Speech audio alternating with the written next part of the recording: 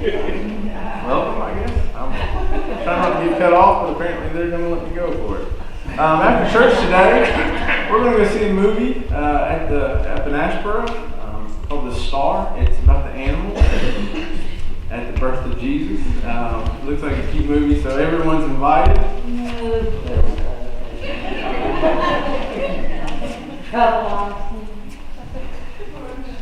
No. Hee-haw.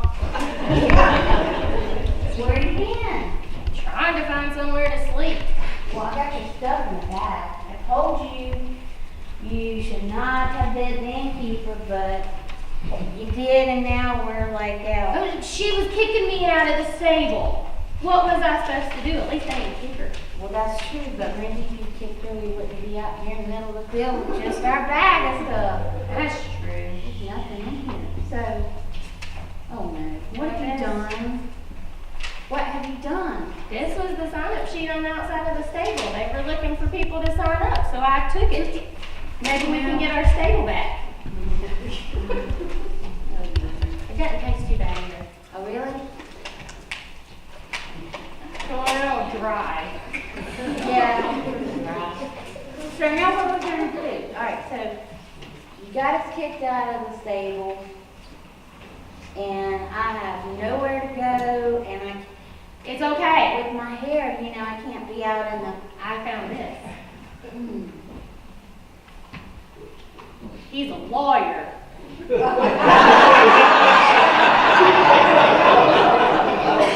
Answers to the name of Bush.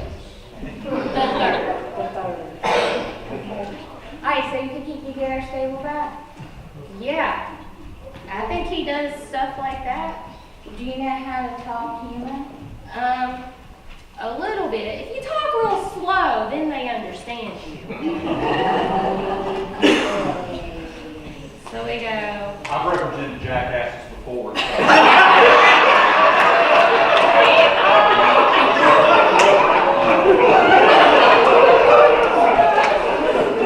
Oh, maybe we should just eat this too. So now what? What do we do? Well, I don't know. I mean, they gave our stable away to some lady and some guy. She was big and round. What was wrong with her? Oh, that's probably See, where that's probably where she they ate. went to. That's probably where She probably they ate ate it all. belly. Man, and that star, I have my sunglasses on because that star's so bright. It is so bright. Told you. You need to listen I'm to working me. on a song.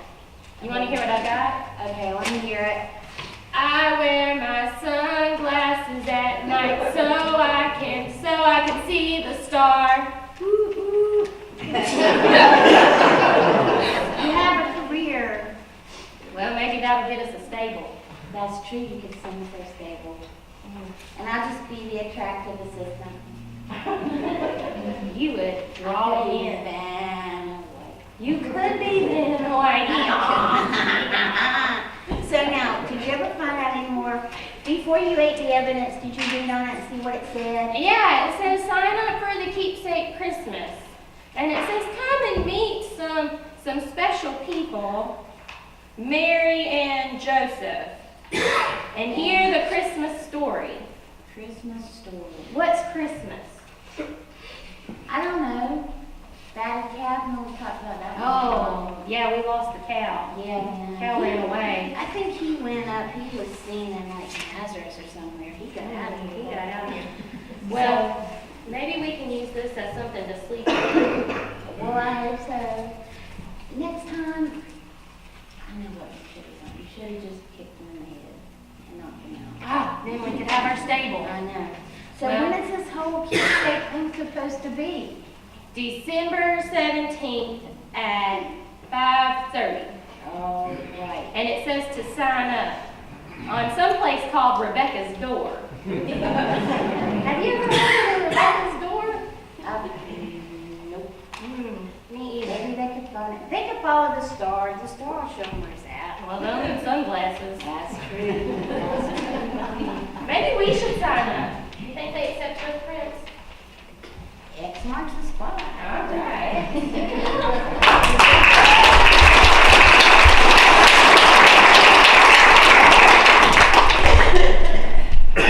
Christmas, December 17th at 5:30.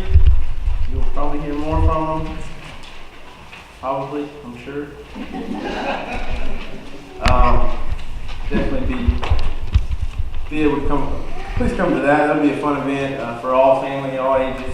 So it'll be in the fellowship hall.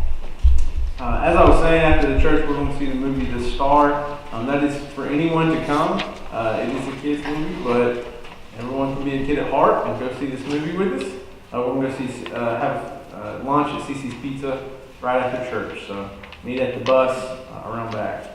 5 o'clock, they're having play practice for that Keepsake Christmas. So if you're part of that, please be here at 5. And then 6 o'clock, choir. Choir is at 6 o'clock tonight. Wednesday night at 6 o'clock, we will have pizza. Please bring desserts for our Wednesday night meal. We'll have Bible study then right after that. And then on Thursday mornings at 9 a.m., we have started a book study. Brandy's been teaching this, just started this past week. We ordered some more books because we ran out. But if you would like to be a part of this book study at 9 a.m. on Thursday mornings, this will be a continual thing even after Christmas. So if you'd like to be a part of that, please let me know and I can reserve you a book. Also, at 7 a.m. on Saturday, we'll have our yard sale. We are still collecting items. So if you have anything that you need picked up or dropped off, let Nancy Jenkins know.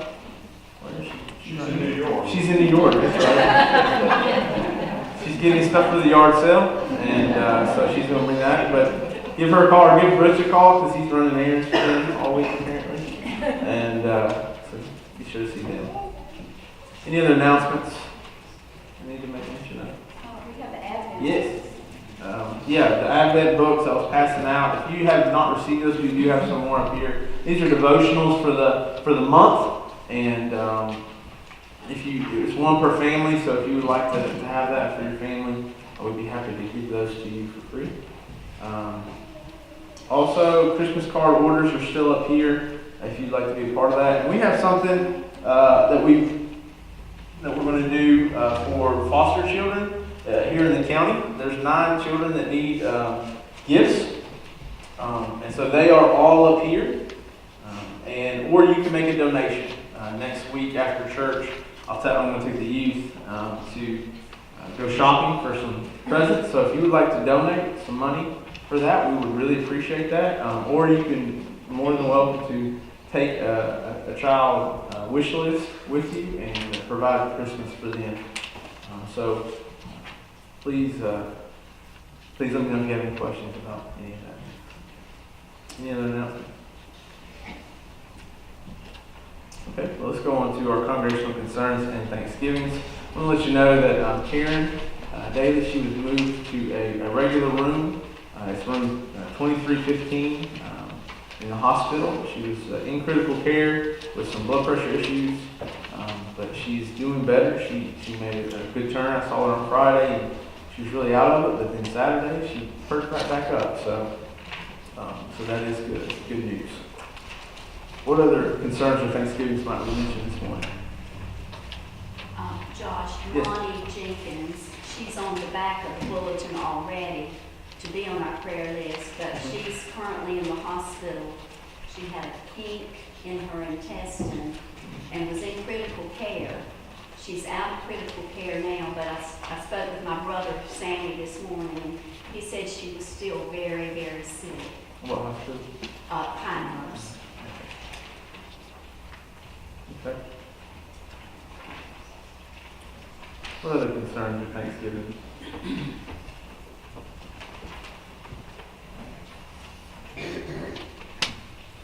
Before we have prayer, we're going to invite Roy and Carol up to light our Advent wreath this morning.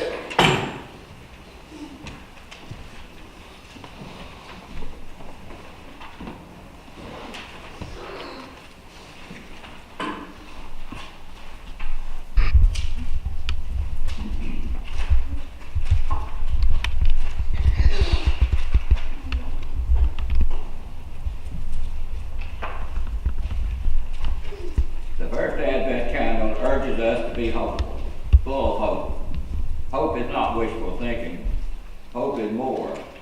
It bespeaks a confidence that what we yearn for will happen, is in fact happening.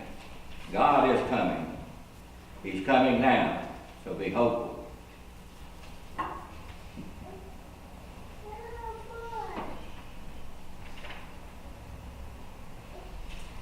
Hope is like lighting a candle, shining in a dark place. As we light this candle, we celebrate the hope we have in Jesus Christ. Come, Lord Jesus, prepare your hearts for your arrival.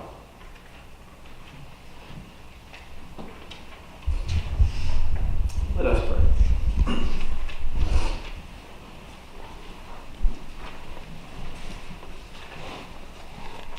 Oh Lord our God, as we enter this Advent season, we come with celebration and expectation, but we also ask that you prepare our hearts and minds for what's to come. For the Christ child entering this world, we celebrate. We're thankful that we can be together in your house, that we can worship you, that we can share of our burdens and concerns, and also our thanksgivings and our joys. God, as we move into this new season and all the busyness and hurriedness that comes with it, we ask that you slow our minds to focus on you. That you temper our hearts to be expectant of your hope for our lives. And God, we hope in you that this season that we're able to share the love and grace of Jesus the Christ, who taught us to pray, saying, Our Father, who art in heaven, hallowed be thy name. Thy kingdom come, thy will be done, on earth as it is in heaven. Give us this day our daily bread, and forgive us our trespasses, as we forgive those who trespass against us. And lead us not into temptation, but deliver us from evil. For thine is the kingdom, the power, and the glory, forever. Amen. You stand as we sing our choral call to worship. His name is called Emmanuel, page 119 in your hymn books. Please stand as we sing.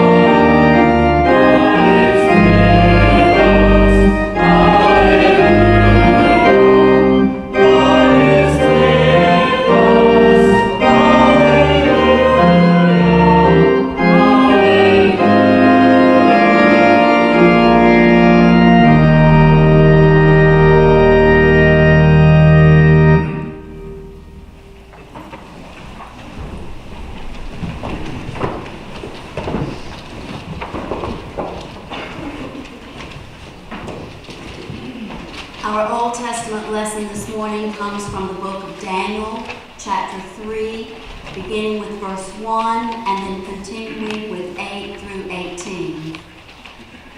King Nebuchadnezzar made a golden statue whose height was 60 cubits and whose width was 6 cubits. He set it up on the plain of Dura in the province of Babylon. Accordingly, at this time, certain Chaldeans came forward and denounced the Jews. They said to King Nebuchadnezzar, O king, live forever. You, O king, have made a decree that everyone who hears the sound of the horn, pipe, lyre, trigon, harp, drum, an entire musical ensemble shall fall down and worship the golden statue, and whoever does not fall down and worship shall be thrown into a furnace of blazing fire. There are certain Jews whom you have appointed over the affairs of the province of Babylon, Shadrach, Meshach, and Abednego. These pay no heed to you, O king. They do not serve your gods, and they do not worship the golden statue that you have set up. Then Nebuchadnezzar, in furious rage, commanded that Shadrach, Meshach, and Abednego be brought in. So they brought those men before the king. Nebuchadnezzar said to them, "Is it true, O Shadrach, Meshach, and Abednego, that you do not serve my gods, and you do not worship the golden statue that I have set up? Now if you are ready, when you hear the sound of the horn, pipe, lyre, trigon, harp, drum, and entire musical ensemble, to fall down and worship the statue that I have made, well and good. But if you do not worship, you shall immediately be thrown into a furnace of blazing fire. And who is the God that will deliver you out of my hands?" Shadrach, Meshach, and Abednego answered the king, "O Nebuchadnezzar, we have no need to present a defense to you in this matter. If our God, whom we serve, is able to deliver us from the furnace of blazing fire and out of your hand, O king, let him deliver us. But if not, be it known to you, O king, that we will not serve your gods, and we will not worship the golden statue that you have set up."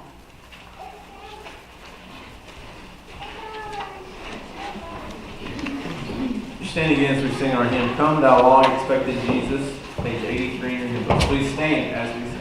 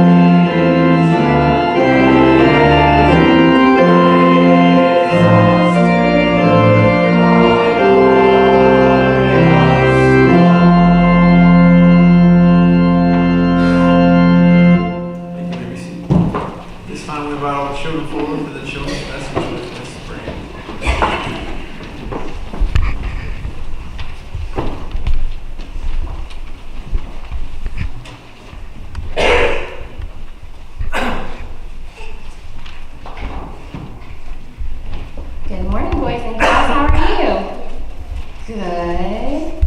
What was something you saw today that happened over in that area? They did light a candle. What color was the candle? Purple. Do you know what that first candle stands for? What does your bag say, Zachary? Hope. The first candle stands for hope. And last week we brought our gifts of hope. And Zachary brought his gift of hope today. Do you remember what's inside? A bracelet. All right. You want to go put that with our other gifts for Jesus?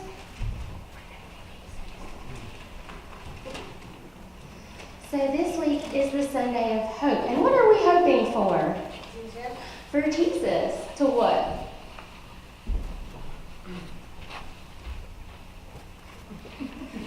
We're hoping for Jesus to what? You don't know. You're just giving me Sunday school answers. Do you know what a Sunday school answer is? Okay. What are we hoping, Jesus? Nothing? I don't know that you all have ever been this quiet. We hope that Jesus will leave? No, that's not it. We'll hope that Jesus will come. Have y'all ever seen one of these before? Yeah? It's an advent calendar, and I have one for all of you. And today we had the first one. We found number 1. We opened it up, and it says, look up. You must prepare the way for the Lord. So what does that mean? You have to prepare the way for the Lord. What does that mean? You don't know? Yes, Jesus. We have to get ready for Jesus to come, right? Yeah. So what do we have to do to prepare for Jesus to come? Be real quiet? Is that what we have to do? No, we don't need to be quiet. What are we supposed to do, Jack? Praise Him. Tell everybody He's coming, right? And tell them that with Jesus comes hope. Hope for a new world, hope for a new life, hope in all things, even when it seems like there is no hope. So, I've got a calendar for each of you all to take home. And then there's this. It has a little story in it, and you can read it every day through Advent with your families. So you guys can take one of those home too, okay? Let's pray together. Dear God, thank you so much for sending Jesus to us. Thank you for the hope that He brings. May we share that hope and spread the joy with everyone we meet. For it's in your name we pray. Amen.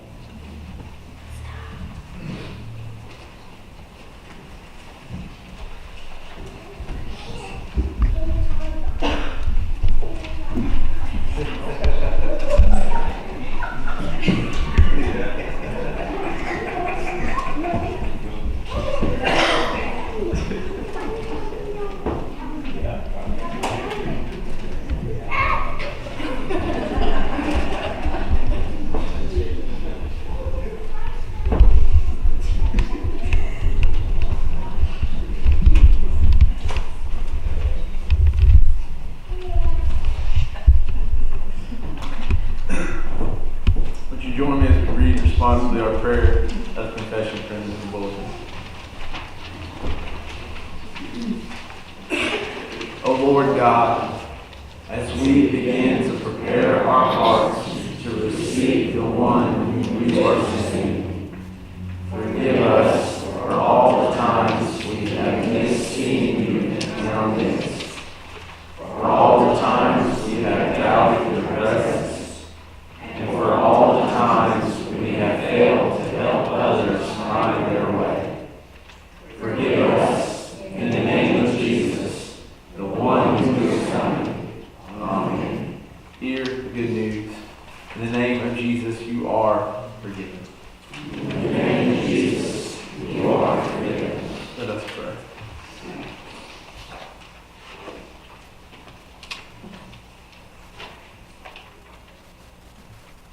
Lord, as we gather together, we gather with the preparation that you will come. We are thankful and excited that we can celebrate the birth of the Christ child, but it also comes with challenges. It comes with challenges to prepare our hearts and minds for what is to come, for the hope, for the love, for the peace, and for Jesus to come into our lives. It can be scary, but it can also be a tremendous blessing. We ask that as we prepare for the Christ child to come, that we are more cognizant of what we are to do in this world. That we are to bring good news. That we are to bring forgiveness and love to those who need it most, just like Jesus did while he was here on earth. God, as we worship you this day, allow us to remember what you did for us. That the birth was just the beginning. And we're thankful for all that you did while you were here and continue to do with us today. Be with us now as we continue our worship. For in Jesus Christ's name we pray. Amen. Stand to sing our offertory hymn, Go Tell It on the Mountain. Page 143 in your hymn books. Please stand as we sing.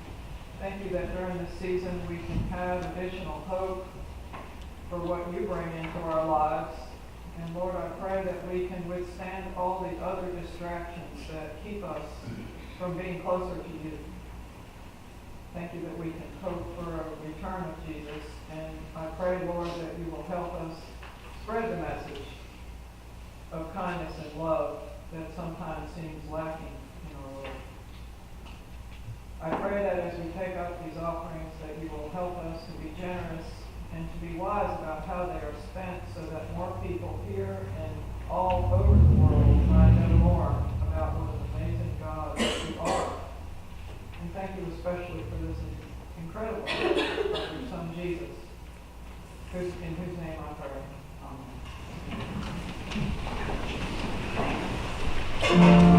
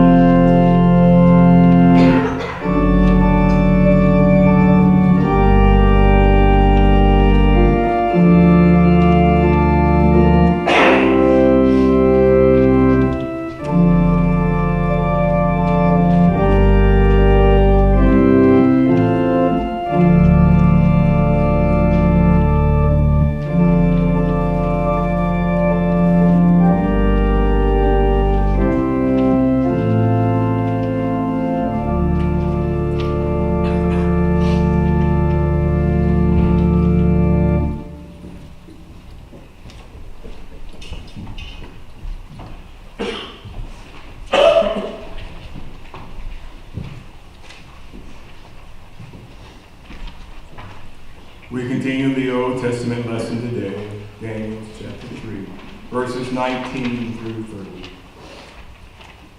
Then Nebuchadnezzar was so filled with rage against Shadrach, Meshach, and Abednego that his face was distorted. He ordered the furnace heated up 7 times more than was customary, and ordered some of the strongest guards in his army to bind Shadrach, Meshach, and Abednego, and to throw them into the furnace of the blazing fire. So the men were bound, still wearing their tunics, their trousers, their hats, and their other garments, and they were thrown into the furnace of blazing fire, because the king's command was urgent, and the furnace was so overheated that the raging flames killed the men who lifted Shadrach, Meshach, and Abednego.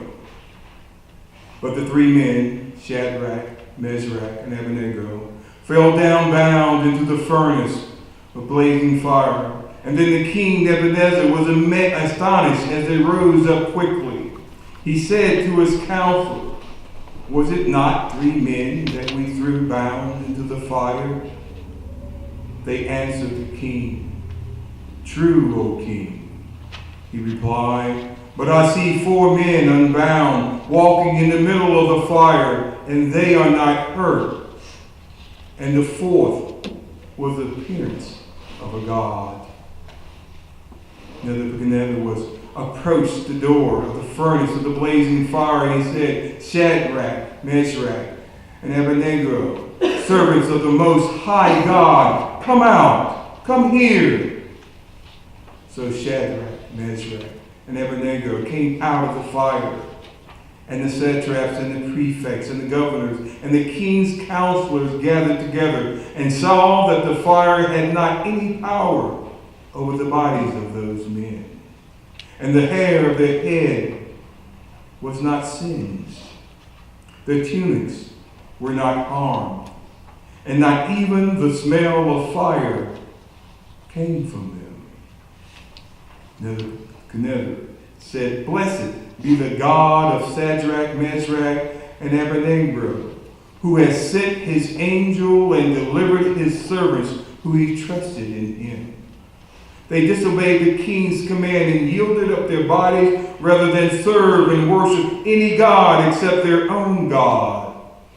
Therefore, I make a decree: any people, nation, or language that utters blasphemy against the God of Shadrach, Meshach, and Abednego shall be torn limb from limb, and their houses laid in ruin. For there is no other God who is able to deliver in this way. Then the king promoted Shadrach, Meshach, and Abednego in the province of Babylon.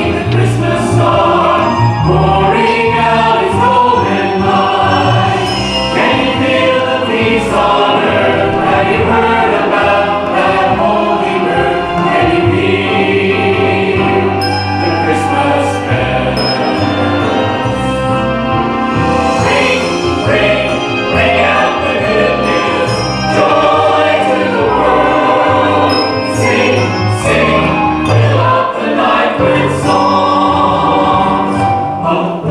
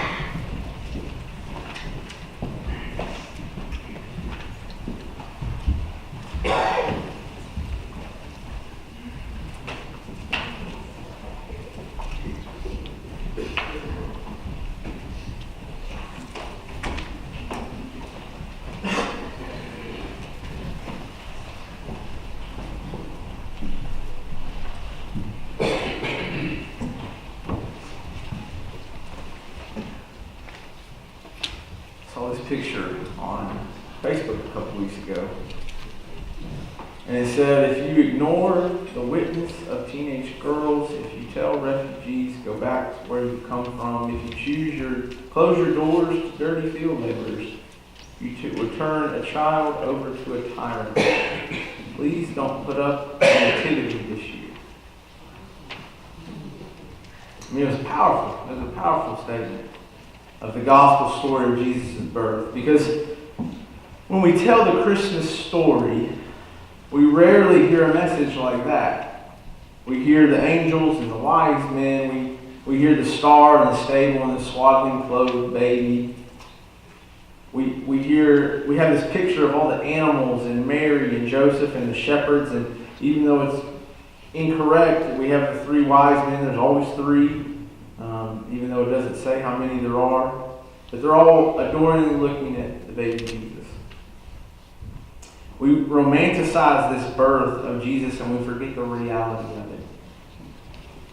I mean, this was God bursting into the world and changing it forever through the most unlikely and frankly unappealing of characters.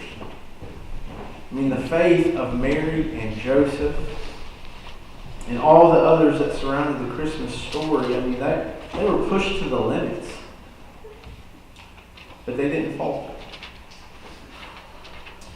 And that's the second best part of Jesus coming into the world. The first is that he came. But the second, it's there. At Jesus' birth, common people were thrust into this situation that was destined to fail, but God was with them, and it succeeded. In today's passage, we hear this same kind of story with Shadrach, Meshach, and Abednego. At this point in the Bible, God's people have been cast into exile by the Babylonians. They are scattered throughout much of the known world, and they are lost. You know, some may have been geographically lost, but all of them were spiritually lost at this point.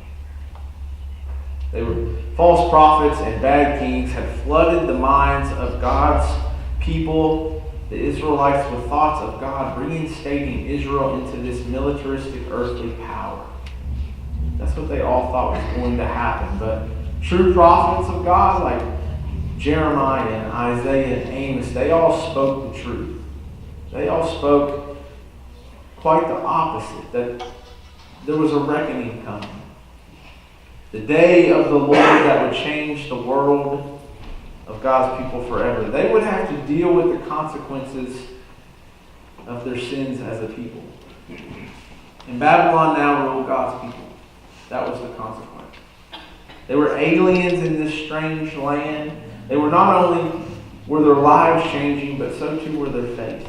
It was not uncommon in those days for Jews in exile to worship other gods other than the true God, just so that they could survive. It was expected by the Babylonians that all people recognized the power of multiple gods.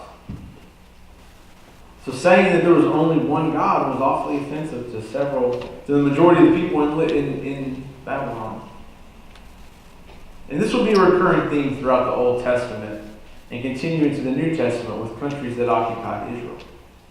Babylonians, Persians, Greeks, Romans, they all worshipped a number of different gods and were considered the Jews different because they believed in only one. And as we all know, when someone is seen as different in society, fear and anxiety often follow. And this is the situation that Shadrach, Meshach, and Abednego would find themselves. They were close friends with Daniel. They were likely part of the royal line that was taken into the city of Babylon as captives. They were set aside because of their health and their intelligence to become part of King Nebuchadnezzar's royal entourage. Not only were the three, along with Daniel, given the same food rations as the king and the king's court, but they were also educated. For 3 years, they were instructed on how to become the best Babylonian they could be. And it wasn't simply that the Babylonians wanted to change them. into being more like them. It was that they wanted them to accept it and forget about who they were. In fact, the Babylonians even changed the name of the three men from their Jewish names. They were called Hananiah, Mishael, and Azariah. Names meant something in the Old Testament, and by changing their names, the Babylonians, they were essentially saying, you are no longer the people who worship your so-called one true God. Your life, your identity, your nationality is no longer important or recognized. The entire world will be Babylonian, and you need to start recognizing this now.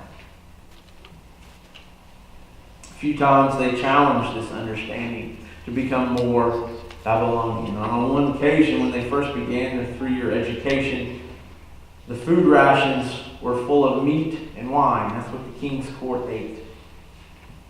And Daniel and Shadrach and Meshach and Abednego asked only to eat vegetables and water, as instructed by Jewish dietary law. And the leader gave them permission.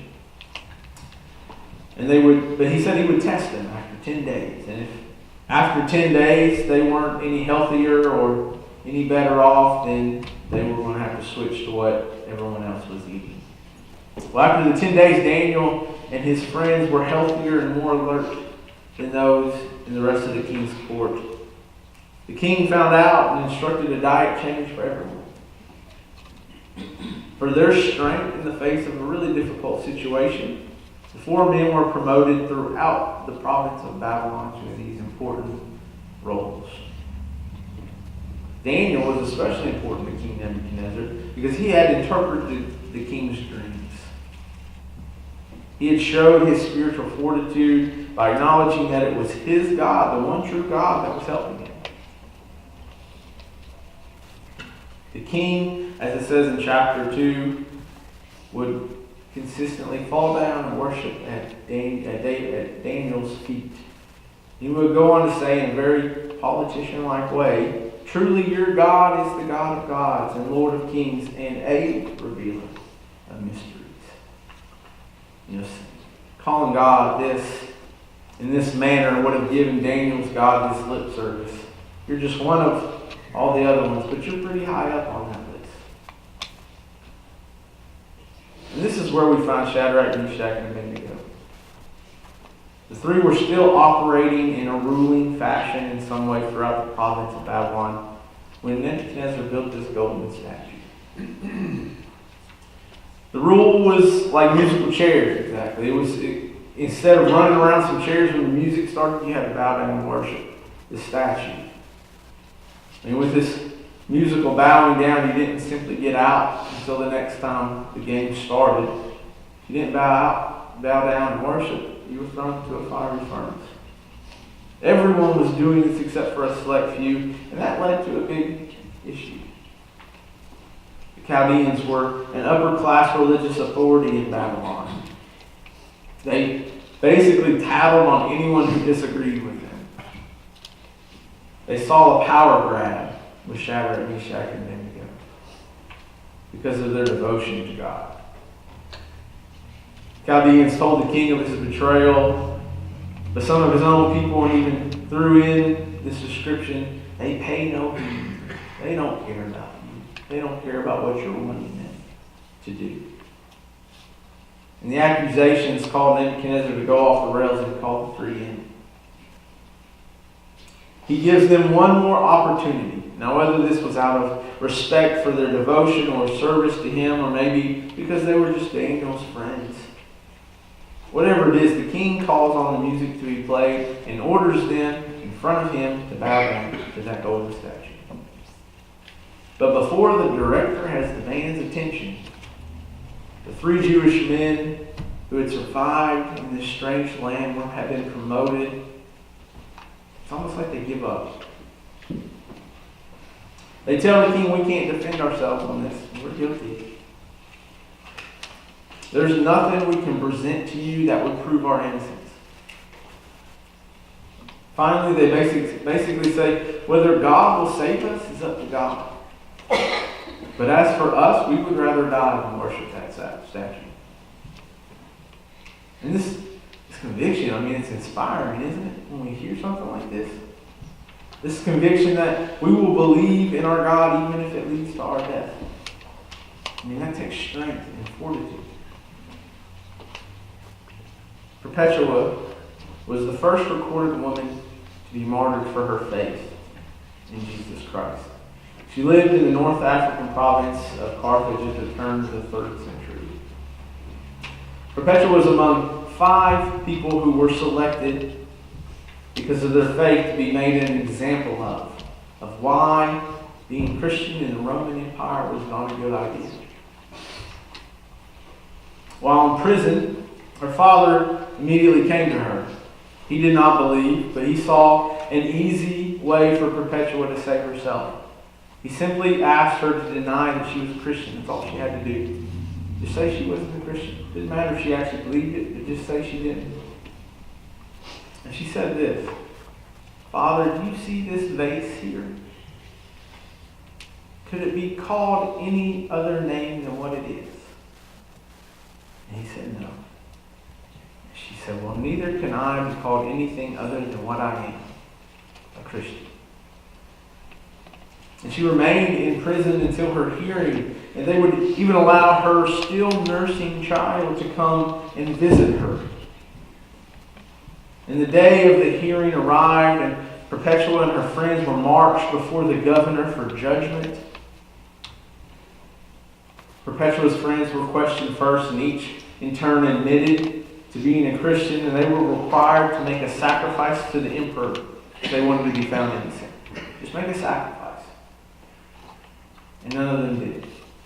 And then the governor turned to question Perpetua. And at that moment, her father, carrying her son in his arms, burst into the room, and he grabbed Perpetua and he pleaded, "Perform the sacrifice. Have pity on your baby." The governor, wishing to avoid all the unpleasantness of executing a mother who was still nursing her child, added, "Have pity on your father's gray head. Have pity on your infant son. Offer the sacrifice for the welfare of the emperor." Perpetua replied, "I will not." And the governor asked, "Are you a Christian?" And she said, "Yes, I am." She was sentenced to death in the arena where wild animals were let loose. She would die for her faith in the one true God in that arena. Shadrach, Meshach, and Abednego, they were resolved to die for their one true God in that fiery furnace. They wanted saved from death, but we often forget when we read stories like this, that they didn't know what was going to happen. They didn't know God was going to save them. Mary and Joseph didn't know what would happen as they excitedly welcomed this new baby into their lives. All of them knew, the only thing any of them knew was that God was with them. In the story of the fiery furnace, it's very apparent that God was with them. Because in the midst of the furnace that was 7 times hotter than normal, that had killed the guards escorting the 3 to their deaths, God showed up.